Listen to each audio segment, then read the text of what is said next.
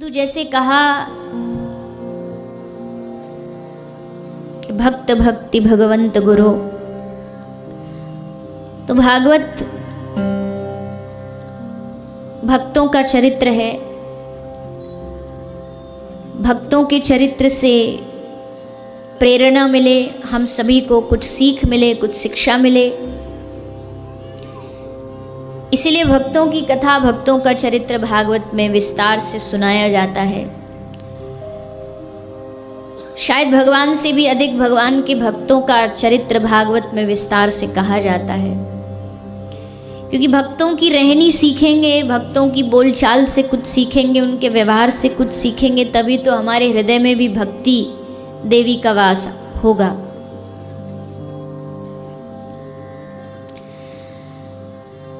तो भक्ति देवी के वास से ही भगवान मिलते हैं।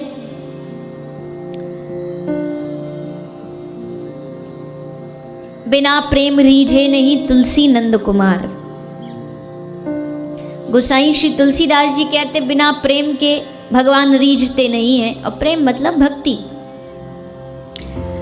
जब भक्ति प्रेम मन में जब पैदा हो जाएगा भगवान के लिए, तो भक्ति अपने आप होना आरंभ हो जाती है। प्रेम ही भक्ति है। तो उसी भक्ति के रस को हृदय में बसाते हुए आइए आज के इस चतुर्थ दिवस की यात्रा को, भगवदीय यात्रा को आरंभ करें। भगवान के एक भक्त हुए श्री ध्रुव जी महाराज, उनकी कथा कल आपने बड़े संक्षेप में सुनी। श्री ध्रुव जी महाराज की अवस्था बहुत छोटी थी, पर भगवान कहते मुझे पाने के लिए कोई शर्त नहीं रखी भगवान ने, कोई नियम नहीं रखा भगवान ने। जैसे संसार की कुछ चीजें उनका एक शर्त होती है,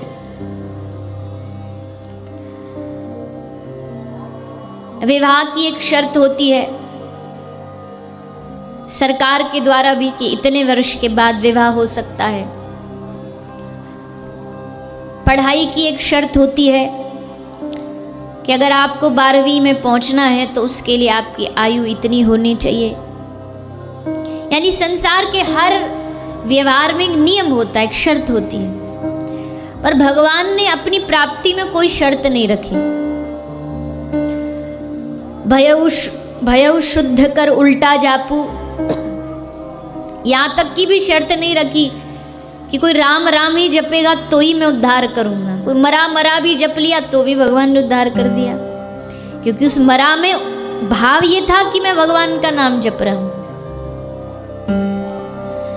भगवान ने किसी शुचिता, शौचता, इसका भी कोई नियम नहीं रखा। भगवान कह रहे हैं कोई झूठी प्रसादी भी चख के भी खिलाएगा तो भी हम खा लेंगे, छिलका भी खिलाएगा तो भी हम खा लेंगे।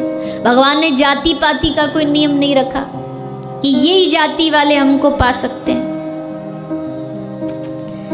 भागवत जी कहती है कुत्ते का मांस खाने वाला चंडाल भी अगर कृष्ण कृष्ण कहना शुरू कर दे, राम राम कहना शुरू कर दे, तो वो एक ब्राह्मण समान पूजनीय बन सकता है अगर वो जीवन में भगवत भक्ति ले आए तो। स्वामी श्री हरिदास ठाकुर किस जाति के थे, किस धर्म के थे, लेकिन भगवान को पा लिया। कहने का मतलब है भगवान को पाने के लिए कोई भी भगवान ने शर्त नहीं रखी, जाति की, पाति की, धर्म की, संप्रदाय की, कद की, काठी की। जो हरि को भजे सो हरि का होई।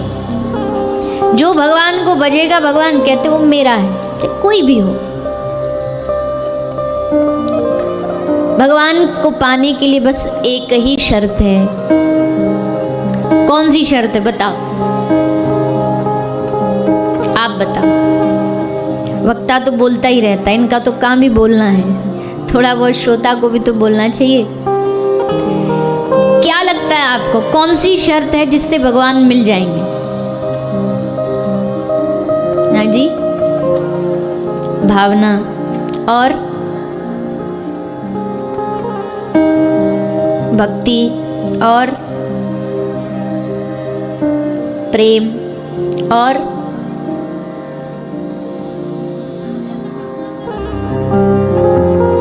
अच्छा ऐसा भी है। सबका सम्मान करो, किसी का अपमान ना करो, चलो ये भी मान लिया। और अब देखो, जिस चीज को पाना चाह रहे हो, भगवान को पाना चाहते हो कि नहीं, तो फिर पता होना चाहिए ना कि उसको पाने के लिए नियम शर्तें क्या है।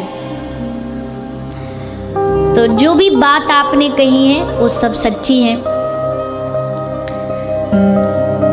पर घुमा फिरा करके सब बातों को जोड़ दिया जाए और मिला दिया जाए तो बात बस इतनी है।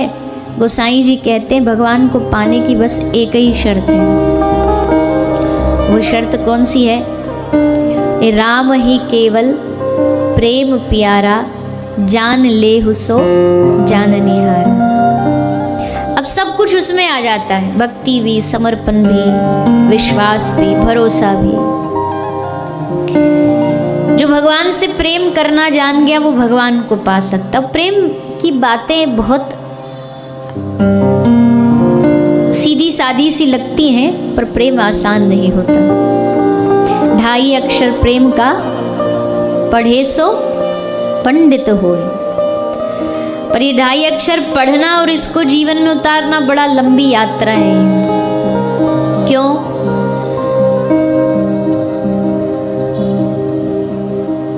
हम तो संसार में बहुत दावे पेश करते हैं कि हम आपसे प्रेम करते हैं, पर क्या संसार में प्रेम होता है? प्रेम का बड़ा सीधा साधा सा शब्दीय अर्थ है। वैसे तो प्रेम का कोई अर्थ बता नहीं सकता, पर शब्दीय अर्थ है कि जहां अपनी सुख की इच्छा खत्म हो जाए और प्रियतम के सुख की इच्छा शुरू हो जाए। अब अपने आप से पूछो, क्या आपको भगवान से प्रेम है? क्या आप दिन भर उनके सुख के बारे में सोचते हो या अपने सुख के बारे में सोचते हो? अभी अभी 2-4 दिन में मैंने ऐसे 2-3 उदाहरण कुछ देखे लोगों के।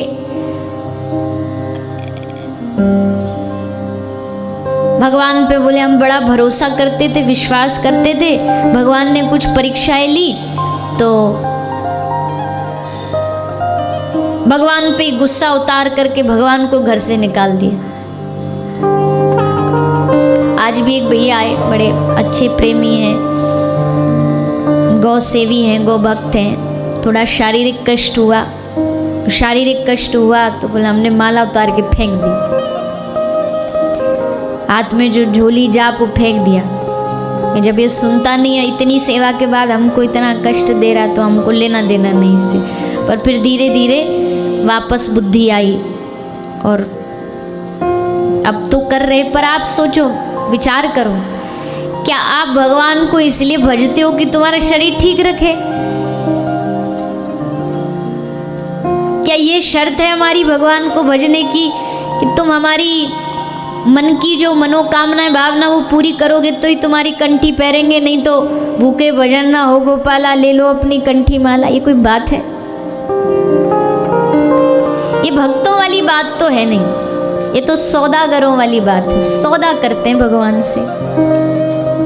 भक्ति सौदा नहीं होती, भक्ति समर्पण होती है। समर्पण में वो सब कुछ छीन भी लेना तो भी कोई बात नहीं, तेरा है, तू वापस ले भी लेगा तो थोड़ी ना तुझको छोड़ दूंगा, थोड़ी ना तुझको भूल जाऊंगा। और ये जो ब्रज का ठाकुर है, ये जो कन्हैया है, जो कृष्ण है, ये बड़ा टेढ़ा है। शरीर से तो टेढ़ा है ही है, स्वभाव से भी टेढ़ा है। टेढ़े का मतलब समझिए, गलत नहीं मानिएगा। मतलब अच्छा एक बात बताओ, कितने लोग यहाँ बैठे हो जो चाहते हो भगवान आपकी हमको कृपा मिले? हाथ उठा के बताओ। तभी चाहते? अच्छा सभी चाहते हो। अब सुनो क्या है भगवान की कृपा। भगवान की कृपा सुनोगे तो कांप जाओगे। कहोगे ले लो भगवान उल्टी ले लो, हमें नहीं चाहिए आपकी कृपा। ये बात श्री कृष्ण गीता में अर्जुन को कह रहे। अर्जुन कह रहा है कृपा कृपा, भगवान कह रहे तो सुन बेटा क्या है मेरी कृपा।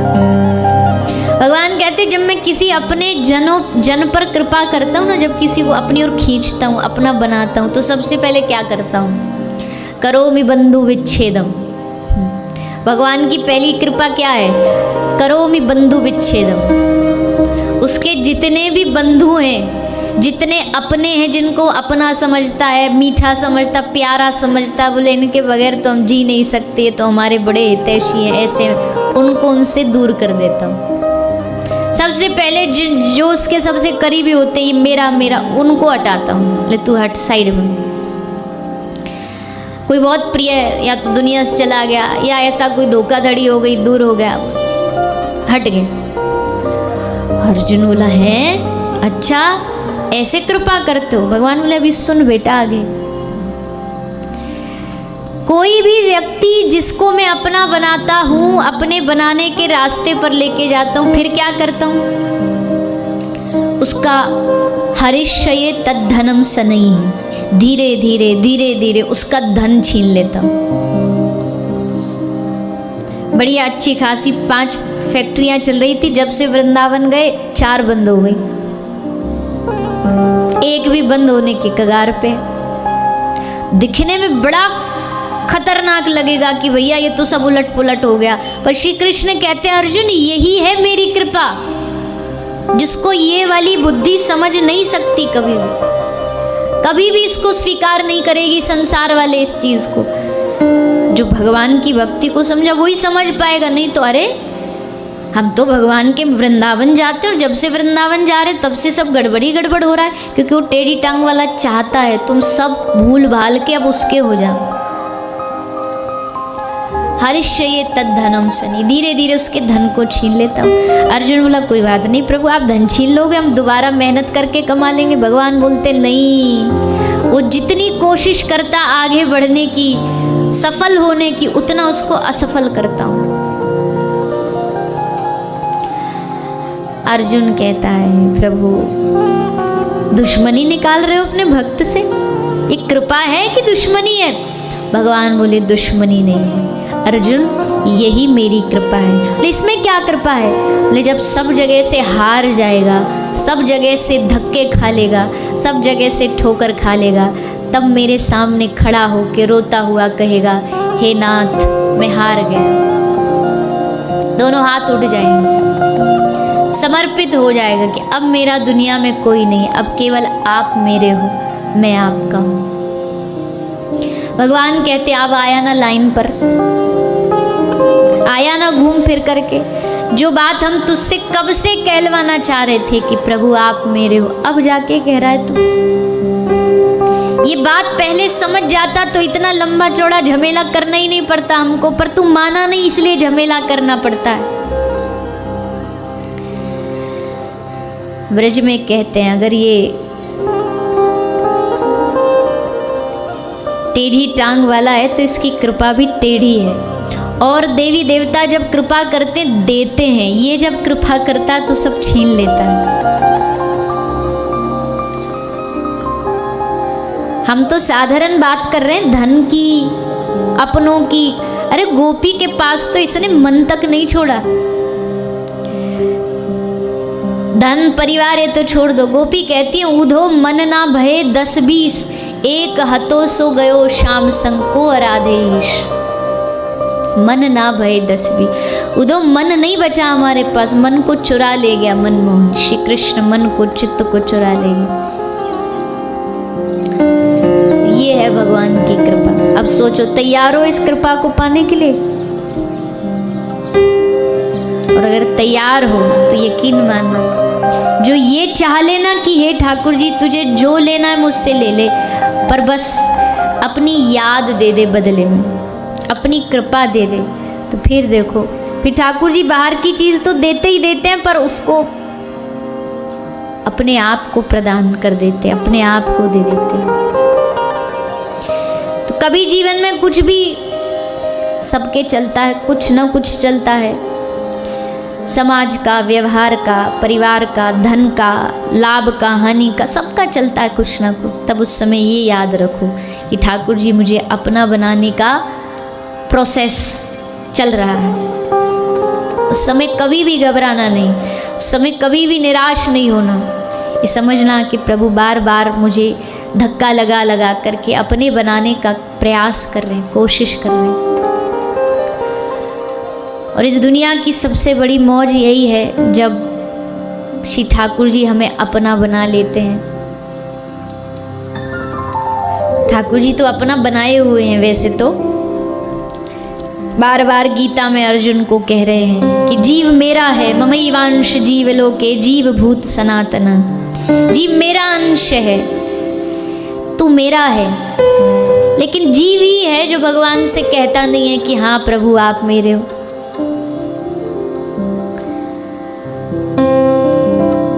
संसार वालों से 1000 बार कह देगा कि तुम मेरे हो, तुम मेरे हो, पर भगवान से कहने की जब बारी आती है तो कह नहीं पाता है, क्योंकि माया का पर्दा लगा, इसलिए कह नहीं पाता है कि हे प्रभु आप मेरे हो,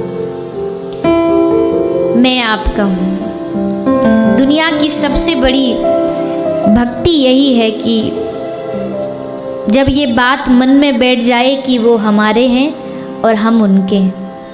बहुत आसान से शब्द है, आप भी बोलोगे जी हम तो मानते हैं ये बात, अभी मानते हैं बस यहाँ से, जुबान से, अभी ये बात यहाँ तक पहुँची नहीं हो। जिस दिन यहाँ तक पहुँच जाएगी उस दिन भक्ति का असली मतलब समझ आएगा कि हे प्रभु आप हमारे हो, हम आपके हैं।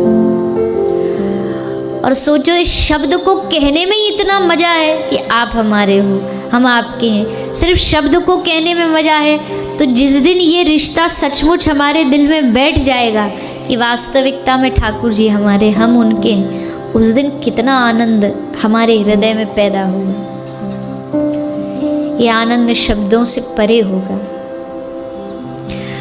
और ये किसी ज्ञान से नहीं मिलता है, ये किसी शास्त्र के अध्ययन से नहीं मिलता। ये भाव कैसे पैदा होता है? जब